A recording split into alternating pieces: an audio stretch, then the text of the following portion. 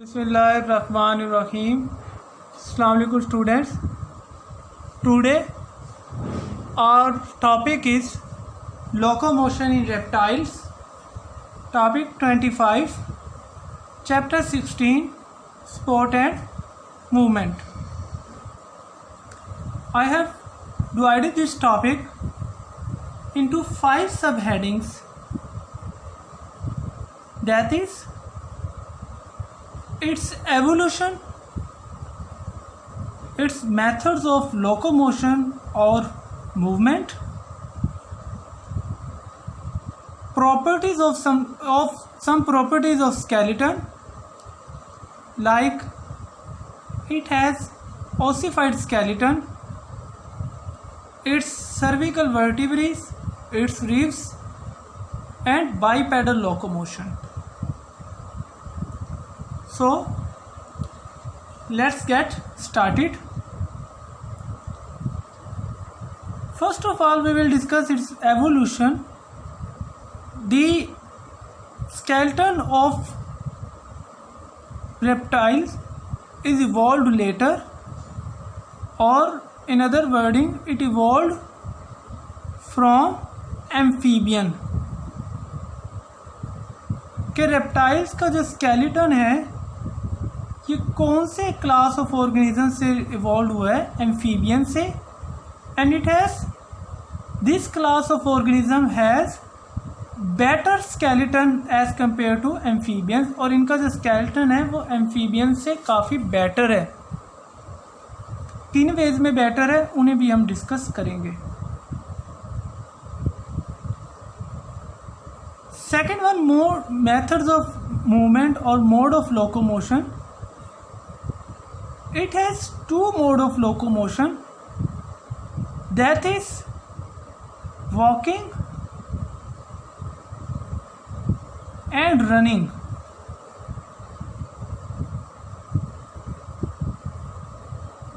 Walk भी करते हैं और मोस्टली रेप्टाइल्स स्विफ्टली मूव करते हैं, जिसे हम किस कैटेगरी में काउंट करेंगे? रनिंग में. It has ossified skeleton. Ossified मतलब bony. Ossified mean bony, mean the skeleton is jointed and have more mineral and osteocyte contents. तो जो स्केलेटन है वो बोनी है, उसके अंदर काफ़ी ज़्यादा जॉइंट्स हैं. बोनी से ओसिफाइड हमेशा रिप्रेजेंट करता है बोन्स को. बोनी इन अ सेंस के इसके ऊपर कोई आउटर खोल नहीं है, लाइक एक्सोस्केलेटन. इसके जो बोन्स हैं, इसका जो स्केलेटन है वो बोन्स से मिलके बना है. And that is highly developed. Ossified skeleton show करता है डेवलप्ड स्केलेटन को, जो कि किससे मिलके बना हो? बोन्स से मिलके बना हो. Fourth property is it's cervical vertebrae, जिनका उन्होंने ख़ास तौर पे जिक्र किया है. कहते हैं इनके जो 2 सर्विकल वर्टिब्रे हैं, हमने पहले भी डिस्कस की हैं, that is atlas and axis. Atlas and axis provide greater freedom for movement of head, and also it is also adapted for the rotational movement. वो कहता है जो अटलस और एक्सिस ये 2 वर्टिब्रे हैं, ये दोनों वर्टिब्रे क्या हैं? ऑर्गेनिज्म में मूवेबल हैं, जो कि इनके हेड को क्या करते हैं? फ्री कर देते हैं.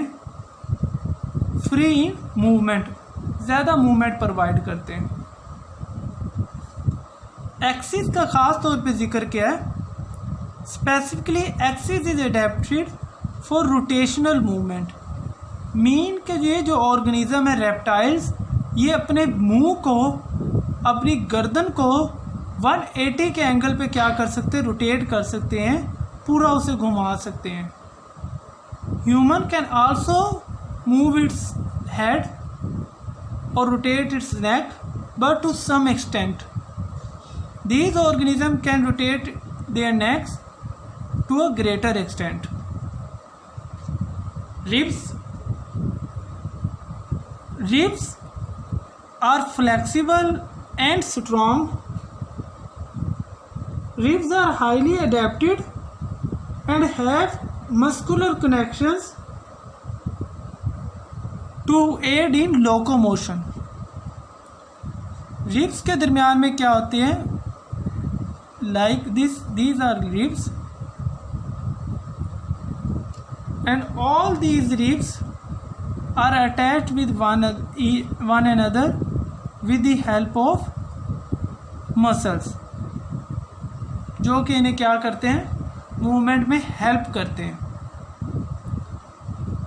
which helps these organisms crawling along the belly, जो उसे पेट के बल रेंगने में क्या करते हैं? हेल्प करते हैं, due to the alternative contraction and relaxation of these muscles which are present among the ribs.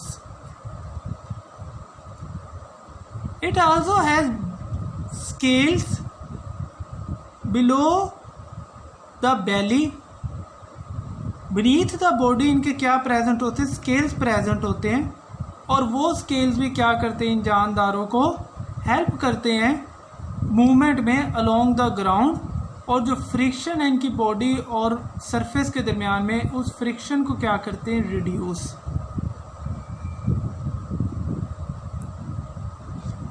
Sixth one is bipedal locomotion. कुछ रेप्टाइल्स के अंदर बाईपेडल लोकोमोशन भी पाई जाती है, and these bipedal locomotion is carried out with the help of 2 feets. Bi का मतलब 2, pedal का मतलब फीट्स. ऐसी लोकोमोशन जो 2 कदमों पे कैरी आउट की जाए उसे कहा जाता है bipedal locomotion. And these limbs are always are hind limbs. और हमेशा ये कौन से लिम्स होते हैं? हाइंड लिम्स, यानी कि जानदार के पीछे वाले लिम्स.